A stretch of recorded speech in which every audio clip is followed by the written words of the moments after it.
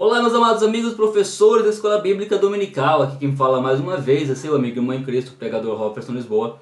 E é sempre um prazer imenso poder contar com a sua presença. Hoje faremos mais uma pré-aula das lições da Escola Bíblica Dominical na classe dos adultos. Estamos na lição de número 11, que tem como tema atributos da unidade da fé, humildade, mansidão e longanimidade. Olha que tema maravilhoso. Eu te convido a estar conosco até o final desse vídeo. Curta, comenta, compartilha com seus amigos e se você não é inscrito, se inscreve no nosso canal, ative o sininho que a opção todas e seja notificado sempre que cada vídeo for postado. Que Deus abençoe em nome de Jesus e vamos ao vídeo logo após a vinheta.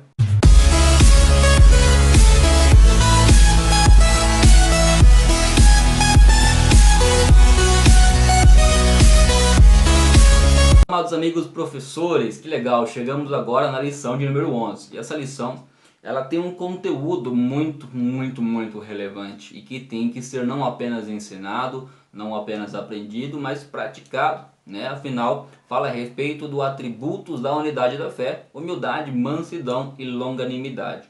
É um tema bem... dá para se trabalhar de uma forma bem interessante. Não é uma aula difícil de estar lidando, mas é uma aula que ela tem uma grande responsabilidade para a edificação de toda a nossa classe. O nosso textuário está em Efésios capítulo 4, versículo 1, que diz que rogo-vos, pois, eu, o preso do Senhor, que andeis como é digno da vocação que fostes chamados. A nossa verdade prática, ou verdade a ser praticada, vai dizer que a unidade na igreja depende de que os crentes evidenciem o cotidiano da humildade, a mansidão e a longanimidade. Então, o crente ele precisa evidenciar isso, precisa estar ativo na vida do crente.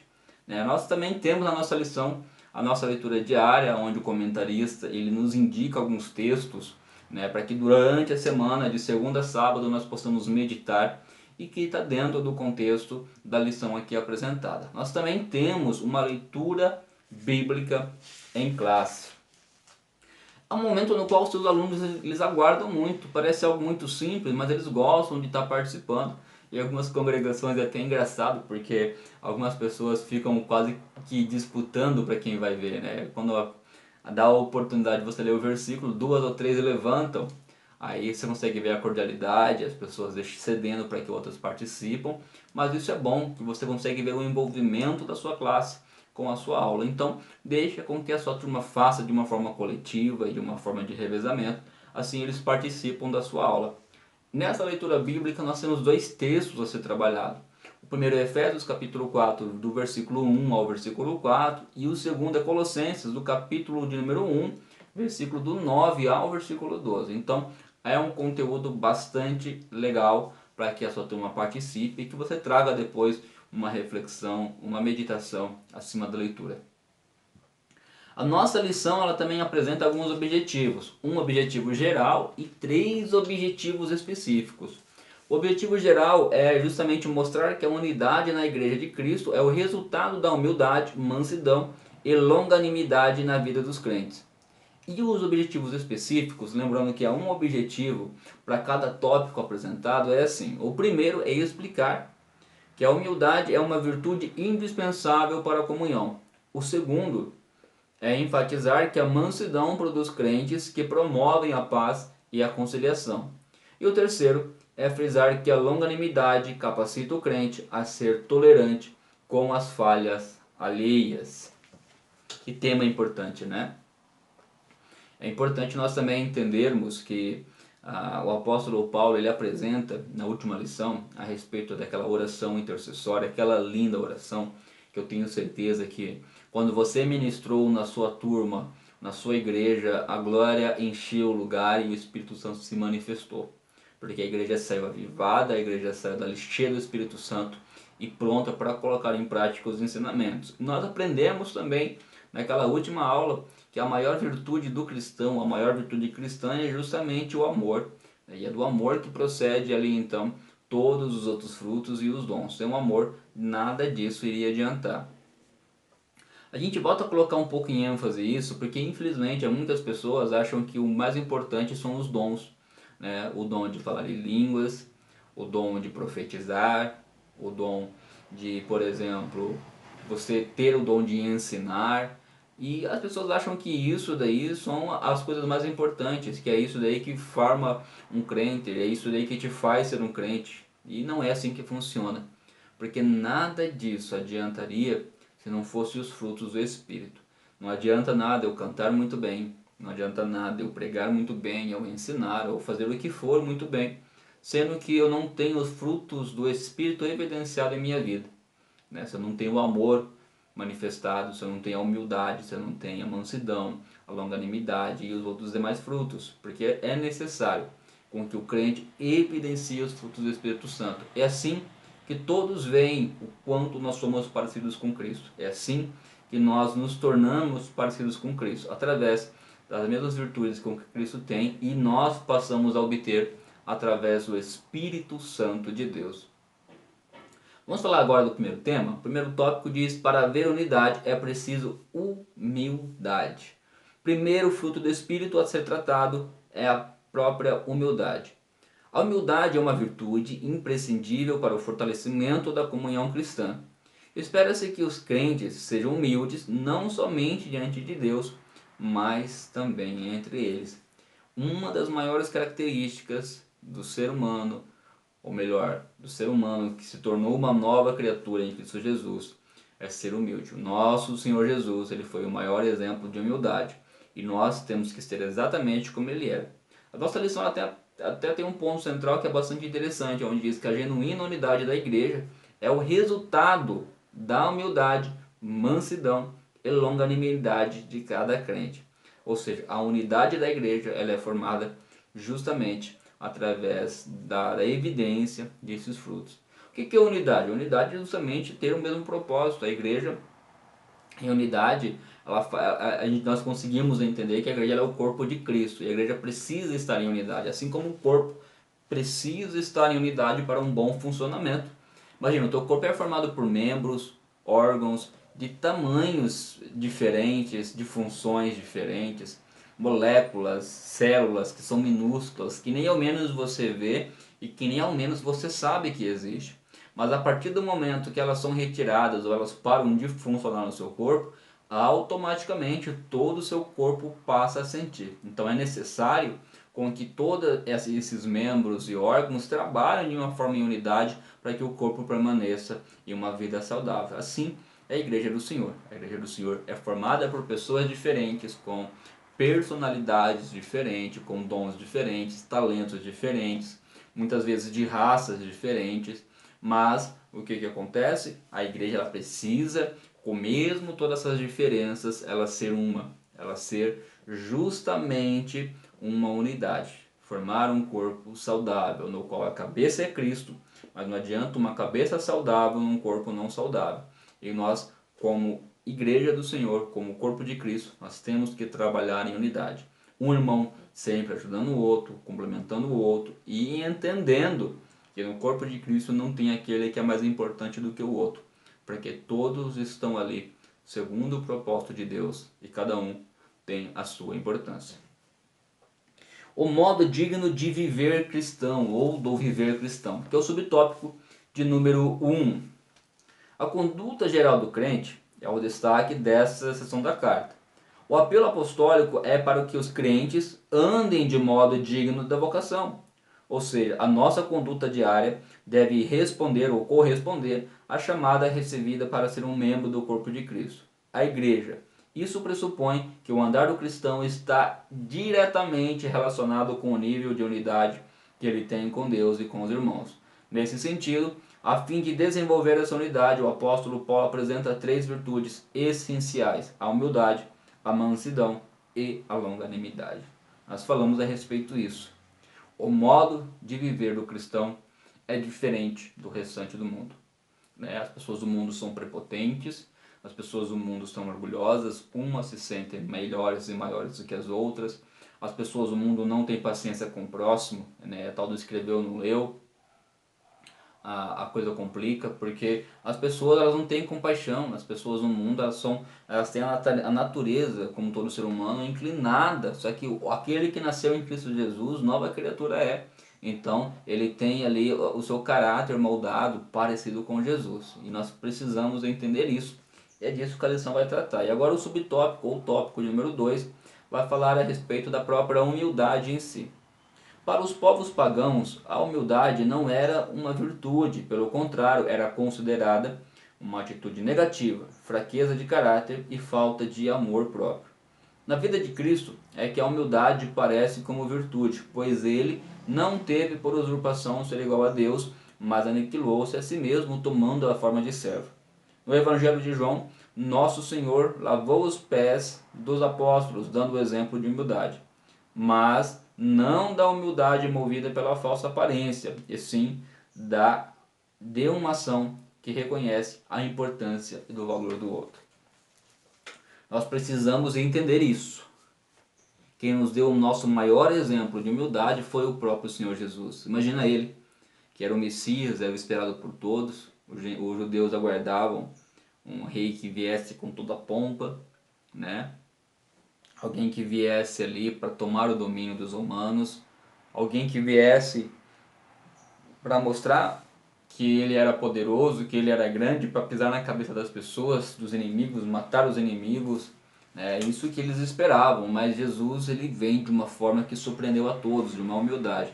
Que ele mesmo sendo Deus, mesmo ele sendo poderoso, ele não ousou por usurpação ser igual a Deus, né? Ou seja, ele se despiu de si mesmo, ele se desfez da sua glória ali e se apresentou como servo. Ele se fez homem para habitar entre nós. Ele mesmo sendo Deus, ele chegou ali, não vou dizer rebaixar, mas ele se igualou a nós no sentido de se fazer como nós somos, para nos dar o exemplo, né? E nós precisamos pegar e viver o exemplo de Jesus. Jesus tinha toda a sua humildade. Jesus, ele nos mostrou e nos ensinou justamente que nós devemos ser humildes como ele é. E infelizmente nós acabamos acompanhando muitas vezes pessoas, até mesmo cristãos, né, que têm uma arrogância que, devido ao fato de ter uma posição social mais elevada, devido ao fato de ter um cargo eclesiástico, né, acha que é maior do que alguém, acha que é mais importante do que alguém. Pessoas que, se não sentar nos primeiros bancos, ele se levanta e ele vai embora. Pessoa que não quer servir o próximo. E o cristão não, o cristão ele é simples, ele é humilde, ele é como o Senhor Jesus era, ele entende que ele é servo, ele entende que ele é filho de Deus, que ele é herdeiro das promessas, que ele é embaixador de Cristo aqui na terra. Ele entende sim que ele é herdeiro do céu, mas ele entende que ele está para servir. O Senhor Jesus, quando ele veio para servir, ele serviu não apenas ao Pai, fazendo a vontade dele, mas também serviu à própria humanidade. E que, se Jesus foi um bom servo, quem somos nós para não sermos? Se Jesus foi humilde, quem somos nós para não sermos, né? É um aprendizado que nós precisamos colocar em prática. Nós precisamos ser humilde. Na vida do crente não pode haver orgulho, não pode haver prepotência, porque não foi isso que o Senhor Jesus nos ensinou. Glória a Deus. Sobre o tópico 3, fala a respeito da verdadeira humildade. É legal isso daqui. Nós temos que lembrar que não é a falsa humildade. Existem pessoas que têm a falsa modéstia, né? Fingem ser humilde e na verdade não são. O que fica claro em Jesus e no ensino do apóstolo Paulo é que a pessoa humilde expressa a modéstia em oposição, né? Em oposição ao orgulho e à arrogância. Trata-se de uma postura que favorece o bem da coletividade no lugar do egoísmo. Assim, a verdadeira humildade coopera para a harmonia nos relacionamentos e promove a unidade no corpo de Cristo. Entretanto, é importante ressaltar que esta e as demais virtudes são produzidas pelo Espírito Santo que habita no crente. Não há quem possa desenvolver tal conduta sem que o Espírito Santo o transforme. Nós precisamos entender isso é legal colocar bastante ênfase, porque justamente isso, como eu comentei, não dá para ser arrogante, não dá para ser orgulhoso. Quando você entrega a vida para Jesus, você é transformado, você passa por um processo de metanoia, a sua mente ela é transformada. E com isso, os frutos do Espírito Santo têm que estar em evidência na sua vida. Aí você agora não pode ter mais aqueles pensamentos ou viver uma vida egoísta pensando somente em si. Mas você pensa sim no coletivo, você pensa no próximo. O novo mandamento, que é o maior mandamento que o Senhor Jesus deixou, é justamente amar o próximo, justamente como ele nos amou. Nós temos que amar o próximo, nós temos que ser humilde, entendermos que nós estamos aqui para servir. Não é porque eu sou crente há muito tempo atrás, desde a infância ou desde que nasci, que eu sou melhor do que aquele irmãozinho lá que agora está vindo para Jesus, né? Não é assim. E até mesmo nós, comparado com os que estão lá fora, com os que ainda não aceitaram Jesus, nós temos que servi-los, nós temos que levar essa água, né, que a água viva, que é a palavra de Deus, que é o próprio Senhor Jesus, apresentar essas pessoas, servir, ajudar. É assim que nós vamos trazer ela para Cristo. As pessoas precisam olhar em nós e ver a mesma humildade que havia em Cristo Jesus. Nós precisamos colocar isso aí em prática. Não dá para ser egoísta, né? Quando você é um cristão, não dá para ser arrogante quando você é cristão. Você precisa se comportar como servo. Você precisa ser servo e entender como ser servo, né? Aqui diz no final: é importante ressaltar que essa e as demais virtudes são produzidas pelo Espírito Santo que habita no crente. É o Espírito Santo de Deus que produz em nós esses frutos. Agora você consegue entender. Talvez você que não é crente está me assistindo agora. E aquela pessoa era arrogante, a pessoa era insuportável, uma pessoa que se achava na tua cidade. E agora é uma pessoa diferente. Saiba que não foi pela vontade própria que ela chegou a isso, mas foi o Espírito Santo. E você precisa também entregar a vida para Jesus, para que o Espírito Santo ele possa trabalhar na sua vida, te convencer do pecado, te auxiliar e moldar o seu caráter. Você precisa também ser parecido com o Senhor Jesus, né? E agora vamos ao tópico de número 2. Que maravilha! Para haver unidade é preciso mansidão. Meu Deus, como é difícil, né? Como é difícil a gente se comportar como manso. O ser humano, ele tem por si só, né, esse negócio de não levar desaforo para casa. O ser humano tem por isso só de não abaixar a cabeça. E o Senhor Jesus, ele nos deu um grande exemplo de como ser manso e de como ser humilde. Olha que maravilha. Está nas Bem-aventuranças, no capítulo de número 5, segundo escreveu Mateus. Você precisa ler esse capítulo ali e entender que aquele que é manso, aquele que é humilde, ele é bem-aventurado, ou seja, ele é mais do que feliz. A virtude da mansidão produz crentes capacitados a bem gerir os conflitos, promovendo paz e conciliação na igreja local. É necessário com que a igreja ela tenha e seja formados por crentes que sejam mansos de coração, né? Pessoas que venham ajudar na reconciliação, né? Pessoas que sejam gentis, giracortis. As pessoas não apenas na igreja, mas na sua vida em si, elas precisam ser mansas. Mansidão, um fruto do Espírito, é o tópico de número 1. A palavra mansidão transmite o conceito de ternura, gentileza, cortesia e paciência. Essa qualidade é listada nas Escrituras como um dos aspectos do fruto do Espírito. A mansidão é um estado que deriva da humildade, né? O termo indica moderação nas ações, bom trato com o semelhante e ausência de precipitação.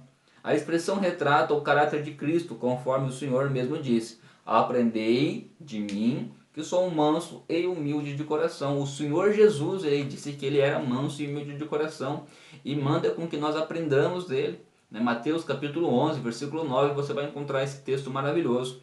E aquele que ele é manso, para nós entendermos um pouco mais o que vem a ser manso, é uma pessoa que ela tem uma certa ternura, é uma pessoa gentil, é uma pessoa amável, uma pessoa cortês, é uma pessoa que tem paciência, é uma pessoa que, sabe aquela pessoa que te acolhe e você gosta tanto de ficar perto dela? Aquela pessoa que ela te faz bem quando ela te liga, aí você ouve aquela voz, ela te tranquiliza, é uma pessoa mansa.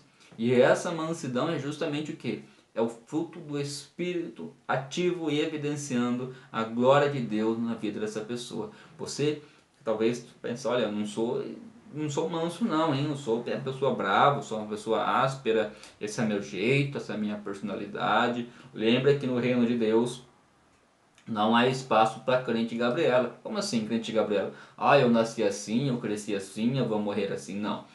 Você precisa ser moldado. Se talvez, quem sabe, você não está conseguindo, né, busque mais a Deus, ore a Deus que Deus mude o que há de errado. Nós temos que orar a Deus para que Deus retire de nós tudo aquilo que não provém dele.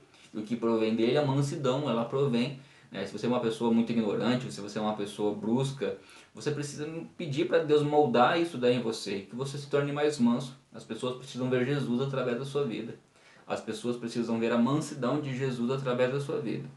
Então, o segundo subtópico, grandes exemplos de mansidão, Moisés e Jesus Cristo. Nós vemos aqui então o apóstolo Paulo, nós vemos aqui na lição, na verdade, o comentarista, ele nos apresentando o exemplo de duas pessoas que eram exemplos de mansidão. Nós temos aqui o Moisés, legislador, e o nosso querido Senhor Jesus Cristo. E nós temos aqui como dois exemplos. Moisés foi reconhecido como o homem mais manso que havia sobre a terra. Olha como Moisés foi manso, né? Essa reputação se deu em virtude de que o legislador, entre outros aspectos, de ele não revidar nem guardar rancor quando foi atacado pessoalmente.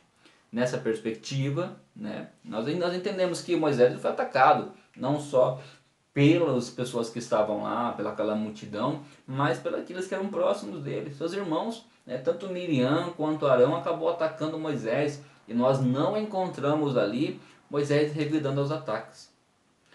Como é difícil. Eu sei como é difícil você ser atacado e você ter que se calar, você ter que ficar ali quietinho, né? Eu digo que aquele que é manso, na verdade, ele também é sábio. Perdão. Porque na verdade ele evita alguns transtornos. Aquele que ele é manso, ele evita algumas inimizades. Ele evita algumas consequências. Você ser manso também é sinal de sabedoria. Você precisa ser sábio. Muitas vezes nós sofremos justamente porque nós não nos deixamos ser mansos. Nós não deixamos com que o Espírito Santo trabalhe nessa área da nossa vida. E Moisés ele nos deu esse exemplo, né? Que ele foi ali confrontado, ele foi até mesmo humilhado, mas ele não revidou. E vendo por esse ponto de vista, nessa mesma perspectiva, né? Jesus Cristo manteve o autocontrole enquanto era injustamente caluniado. E durante esse seu julgamento, não pronunciou qualquer palavra contra seus acusadores. Assim, temos o exemplo da mansidão diante das mais difíceis circunstâncias. Olha, Senhor Jesus, ele foi cuspido, ele foi humilhado, foi chicoteado, foi maltratado.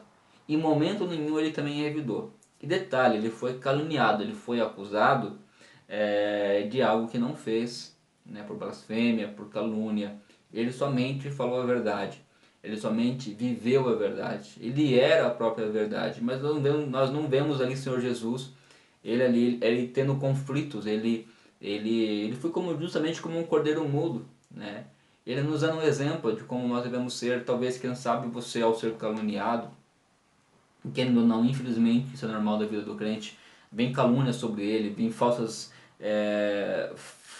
informações e falsas acusações, e isso é normal. Só que muitas vezes, quando o cristão, mesmo ele estando na razão, ele está sendo caluniado, há uma falsa acusação sobre ele, mas nesse momento muitos, por não buscarem a Deus, ou por não vigiarem nesse sentido, acabam perdendo a razão e tomando atitudes, são atitudes ali que não condiz com sua fé, que não condiz com quem você é. Toma as atitudes ali que vai gerar grandes consequências, onde acaba muitas vezes maltratando alguém, gerando mal e até mesmo fazendo com que o próprio cristão que foi caluniado se afaste do caminho do Senhor, né? E isso é algo que precisa ser também trabalhado na vida de cada um de nós. E o terceiro subtópico, eu vou falar a respeito da verdadeira mansidão. Pessoas com essa virtude são disciplinadas e capacitadas a perseverar na perseguição.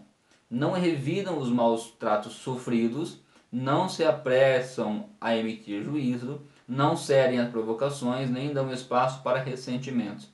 Essa virtude não significa fraqueza ou inferioridade, pelo contrário, indica o mais seguro controle emocional. Assim, mansidão trata da submissão do homem para com Deus e sua palavra. É a presença do Espírito Santo propiciando suavidade e domínio próprio. Nós precisamos entender que você ser manso não é sinônimo de fraqueza. Pelo contrário, isso é de força e de sabedoria, né? Fraqueza é justamente a gente acabar cedendo muitas vezes para os sentimentos que nos levam à ruína. E você ser manso não, você tem um autocontrole, você não deixa com que as pessoas te tirem do sério. Você não deixa com que as pessoas fazem com que você faça algo que vai te prejudicar e vai prejudicar outras pessoas também. Nós precisamos entender que a mansidão, ela te produz um controle emocional. E isso vai fazer com que você evite algumas consequências negativas, ou até mesmo de perder a sua salvação. Você precisa orar para Deus para que Deus te torne cada vez mais manso e humilde, justamente como ele era. Glória a Deus. Né? E então aquele que é cristão, ele não vai ceder às provações, as provocações, vai vir provocação na sua vida, vai ter, com certeza vai ter. Na minha vida, desde que eu entreguei minha vida para Jesus, parece que as provocações elas aumentaram ainda mais, mas hoje eu entendo que é uma provação, ou seja, a provação é a prova da nossa fé. As pessoas muitas vezes te provocam para ver se você vai negar a sua fé, mas não. É neste momento que você mostra que você está em unidade com Cristo Jesus. É neste momento que você mostra que você é cheio do Espírito Santo. E somente quem é cheio do Espírito Santo consegue ser manso. Somente quem é cheio do Espírito Santo consegue ser humilde. Oh, glória a Deus! Você precisa, meu irmão, ter os frutos do Espírito evidenciados na sua vida. Glória a Deus. E o quarto subtópico, do tópico 2, mansidão pressupõe conciliação. O comportamento conciliador é a demonstração prática da conduta de quem possui mansidão, por meio de uma postura equilibrada diante de circunstâncias adversas. Ele transmite a ideia de pacificação, um meio harmônico de administrar conflitos. Se todos os crentes de cada igreja desenvolvessem a virtude da mansidão, o espírito conflituoso desaparecia. Em lugar de sentimento faccioso, eles apresentariam um espírito manso e conciliador. Aquele que ele é manso, ele tem um espírito conciliador. Há muitas pessoas que quando vê uma confusão, que quando vê alguma discussão, ao invés de separar, ao invés de tentar acalmar os ânimos, de ajudar, o que ele faz? Ele, em vez de apagar o fogo, ele coloca mais lenha na fogueira, né? Em vez de ajudar, ele acaba atrapalhando. A pessoa que ela é mansa, ela consegue acalmar os nervos, ela consegue ter um controle da situação, consegue fazer com duas pessoas que se não gostavam passassem a se amar, né? Olha que legal, o Senhor Jesus ele fez isso. O Senhor Jesus ele fez isso. Nós sabemos que Herodes e Pilatos, por exemplo, eles não se davam muito bem. Havia uma disputa, algo muito chato entre os dois, né? E mesmo em meio ao julgamento do Senhor Jesus, a posição do Senhor Jesus, a questão do próprio Senhor Jesus, na verdade, mudar ali, estar presente na vida deles, o fato deles terem um encontro com o Senhor Jesus, fez com que os dois se reconciliassem, que voltasse a ter ali uma unidade. Eles trabalhavam ali, eles serviam ao mesmo império, eles serviam ao mesmo imperador, eles serviam ao mesmo Senhor, mas mesmo assim havia divergências entre eles, havia disputa. E quando eles têm um encontro com Jesus, o que acontece? Ambos se acertam, ambos deixam as diferenças de lado e ambos voltam a trabalhar em conjunto. Nós somos assim. Nós temos que ser exatamente como Jesus, aquele que leva a paz, aquele que leva a reconciliação para a vida das pessoas. Aquele que com a sua presença no lugar, a presença de Deus possa ser sentida. Aquele que quando estiver em um lugar onde está tendo uma batalha muito grande, aquele que estiver no lugar onde está tendo alguma discussão, alguma briga, aquele que vai aqui apaziguar, aquele que com sabedoria, com muito amor e com muita compaixão, ele vai fazer com que as coisas se acalmem naquele lugar. Aquele lugar que é um lugar de guerra se torna um lugar de paz, porque o manso e humilde esteve naquele lugar. Nós precisamos, meus amados irmãos, ser reconciliadores. Nós precisamos ser conciliadores. O Senhor Jesus, ele muda a vida das pessoas, né? O Espírito Santo muda a vida das pessoas. Nós podemos acompanhar o apóstolo Pedro. Meu Deus, que homem mais grosso, que homem mais ignorante, né? O apóstolo Pedro ali, quando eles estão no jardim do Getsemane, as pessoas vão para seguir Jesus ali, para matar Jesus, para prender Jesus. O que ele faz? Ele arranca da sua espada e corta a orelha do servo do sacerdote, ele corta a orelha de Malco. O que Jesus faz? Dá mais um exemplo de mansidão, dá mais um exemplo ali de humildade. Vai, recompõe, restaura a orelha do servo do sacerdote. E ainda dá uma lição para Pedro, né? Olha, Pedro, você precisa ser manso, você precisa ser humilde. E após então Pedro ter um encontro com o Espírito Santo em Atos 2, nós já vemos outro Pedro trabalhando. Vendo na epístola do apóstolo Pedro, a gente vê um outro Pedro diferente do Pedro do Getsemane. É um Pedro que está aconselhando, é um Pedro que é conciliador, ele é um Pedro ali que ele une as pessoas, que traz harmonia para o lugar, é um Pedro que professa a paz. Então o Espírito Santo é aquele que muda nosso caráter, o Espírito Santo é aquele que trabalha a nossa vida, ele que nos torna cada vez mais humildes, cada vez mais mansos, cada vez mais parecidos com Cristo Jesus. O Espírito Santo ele quer e vai mudar a sua vida em nome de Jesus. Você precisa deixar com que ele trabalhe na sua vida. Você, professor, precisa mostrar para sua classe que o Espírito Santo ele pode mudar. Ele vai mudar a vida da esposa, vai mudar a vida do esposo, ele vai nos tornar cada vez mais parecidos com o Senhor Jesus. Glória a Deus. Então a mansidão também é uma virtude produzida pelo Espírito Santo. Os mansos são pacíficos e impede a proliferação de conflitos na igreja. São através dos mansos que muitas vezes a divisão e as discussões na igreja acabam diminuindo.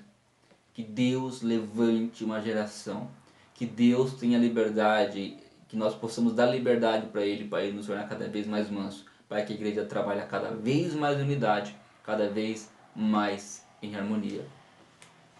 E o terceiro e último tópico, vamos falar a respeito de para haver unidade é preciso longanimidade para o exercício do perdão. Olha que tema difícil, até a palavra é difícil de falar, né? Longanimidade, meu Deus, que palavra difícil, mas vamos entender o que significa? A virtude da longanimidade capacita o crente a ser tolerante com os erros alheios e assim liberar o perdão aos ofensores. Como é difícil liberar o perdão, né? A gente precisa cada vez mais pedir para Deus, para que Deus modele e molde em nosso coração. Subtópico 1, longanimidade, um fruto do Espírito. Longanimidade tem o sentido de paciência, tolerância e constância. Paciência, tolerância e constância. Grave essas palavras. É mais um dos aspectos do fruto do Espírito desenvolvido no crente. Em termos gerais, essa virtude significa tolerar pacientemente a má conduta dos outros. Deixa eu fazer uma pergunta. Quando alguém erra perto de você, quando alguém comete erros consecutivos, como você se comporta? Quando as pessoas erram com você com muita frequência, como você se comporta? Quando as pessoas te decepcionam com muita frequência, como você se comporta? Será que você tem paciência? Né? Será que você está sendo longânimo com a vida dessa pessoa? Até que ponto, na verdade, você está suportando? Vamos ver um pouquinho sobre isso. É uma lição bastante importante. Esse, talvez dos 3 tópicos aqui é o que nós temos que refletir um pouco mais. Né? Então, tanto que é importante, né, que a Bíblia nos ensina a ser pacientes na tribulação. Aquele que é longânimo, ele tem paciência. Aquele que é longânimo, ele entende, ele sabe esperar a maneira certa de agir. Ele busca a sabedoria que vem de Deus. Aquele que é longânimo, ele persevera. Aquele que é longânimo, ele alcança o objetivo, a coroa da vida. Ele sabe o momento certo de fazer as coisas. Né? Ele sabe a forma certa de fazer as coisas. Você precisa cada vez mais buscar ser longânimo. Eu preciso cada vez mais buscar ser longânimo. Né? Assim, suportar os erros dos outros e as adversidades da vida são o lado prático da paciência, pois o próprio Deus é descrito como longânimo e tardio em irar-se. Imagina se Deus fosse como nós. Imagina se Deus, cada vez que eu errasse ou que você errasse, Ele lançasse o juízo sobre nós, Ele nos punisse, Ele nos abandonasse. Né? Nós somos assim. Infelizmente, as pessoas, quando elas erram conosco, a nossa paciência é muito curta. Né? Logo em seguida nós já estamos lançando o juízo, nós já estamos querendo punir, né? Nós já estamos querendo ali fazer com que a pessoa sofra e muitas vezes pague no mesmo preço. E o Senhor Deus, nosso Deus, ele é longânimo, imagina, né? É por ser longânimo que Ele sempre nos dá uma oportunidade de nos aproximar, que Ele lança bênçãos em nossa vida. É por ser longânimo que Ele enviou o seu Filho amado para que nós possamos ser salvos. Né? E nós, muitas vezes ainda, somos ingratos. Vivemos uma vida na qual nós não temos compaixão para com o próximo e nós não demonstramos desse amor, né, que nós recebemos de Jesus, nós recebemos de Deus Pai, do Espírito Santo em nossa vida. Nós precisamos ser cada vez mais pacientes e entendermos, termos paciência com o próximo, né, sabermos que assim como Deus Ele é conosco, nós temos que ser. O Senhor Jesus, na sua oração, ele pediu que nós possamos perdoar aqueles que nos ofendem, aqueles que nos devem, né? A gente pede para que Deus perdoe, assim como nós perdoamos aquele que nos tem ofendido. Nós precisamos perdoar aqueles que nos ofendem. Assim, eu perdoando aquele que nos ofende, Deus nos perdoa. Não adianta eu pedir perdão para Deus aqui e eu chegar ali depois eu magoar meu irmão. Não adianta eu pedir perdão para Deus e quando meu irmão pede perdão eu não perdoo. Muitas vezes nós deixamos de receber bênçãos porque nós não perdoamos o nosso próximo. A longanimidade ela trabalha isso na nossa vida, ela trabalha isso no nosso ser. Nós temos que ser pacientes. Nós temos que liberar o perdão, nós temos que pedir perdão quando erramos. Há pessoas que sofrem através de algo que você fez e você sabe que você fez errado e você ainda não pediu perdão, peça perdão para essa pessoa. Às vezes você sofre, você é atormentado por algo que aconteceu no seu passado e alguém te pediu perdão e você não perdoou, perdoe essa pessoa também. Glorifique o nome de Deus através da sua vida, seja paciente com aqueles que erram com você, né? Apresente Jesus para a vida deles, mas não através da pregação do Evangelho, mas através do testemunho da sua vida. Mostra como Deus mudou a sua vida e que você agora tem paciência, que agora você é humilde, que agora você é manso e que agora você é longânimo. Glória a Deus. E o segundo tópico, o segundo subtópico do tópico 3, vai dizer suportando uns aos outros. É importante, durante a nossa jornada cristã, nos deparamos com múltiplas situações de hostilidade. São nesses momentos conflituosos na igreja que devemos suportar uns aos outros em amor. A expressão indica que, infelizmente, teremos de enfrentar excessos cometidos em nosso meio, como as provações alheias, as atitudes carnais. Estas são comparadas a um fardo que devemos suportar com o meio da prática do amor. Meus amados, não é porque eu estou no meio cristão que agora não acontece esse tipo de coisa, acontece muito. Mas agora é neste momento que eu preciso exercitar o fruto do Espírito.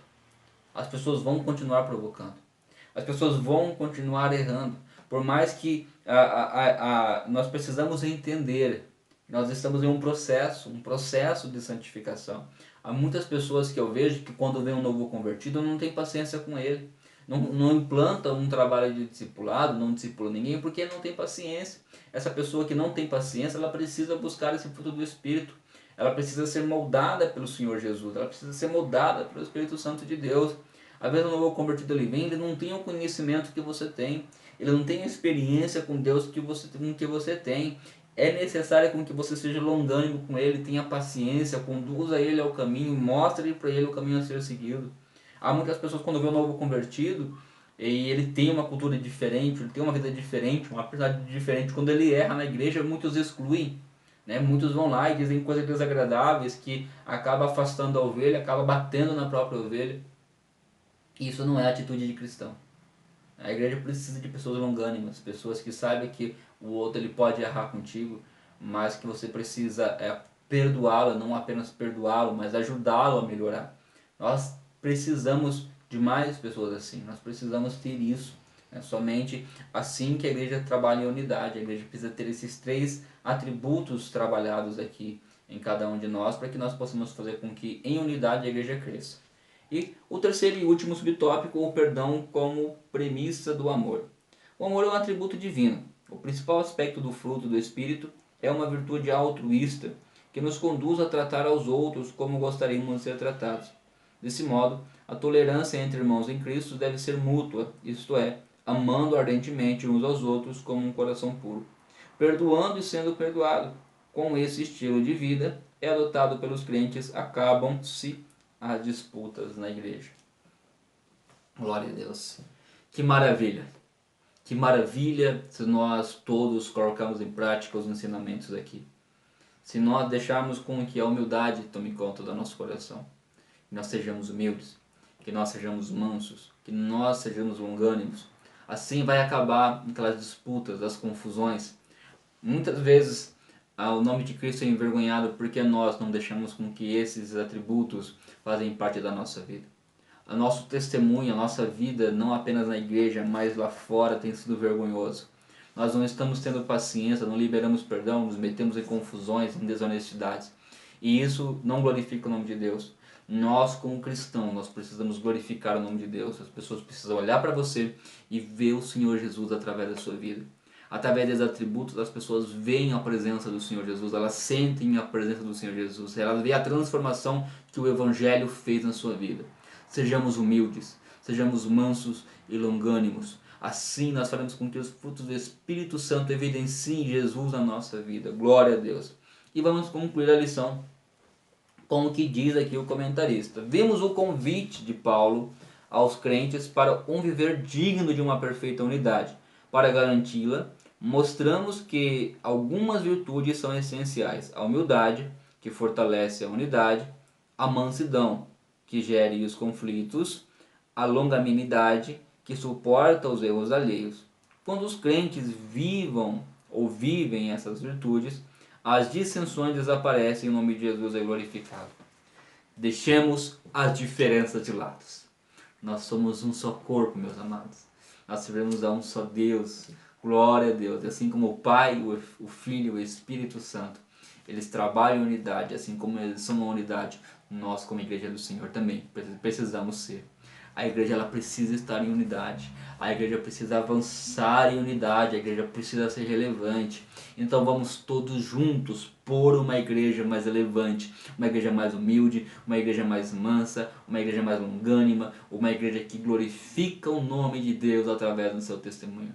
Que Deus o abençoe grandemente, meu irmão, que Deus o abençoe grandemente, minha irmã, que o Espírito Santo derrama da graça dele sobre a sua vida, que você possa ser cada vez mais cheio do Espírito Santo e ter os frutos dele sendo evidenciados através do seu ser. Que Deus abençoe, vamos juntos, rompendo contra as portas do inferno, pregando o Evangelho, anunciando a salvação, em o nome de Jesus. Amém.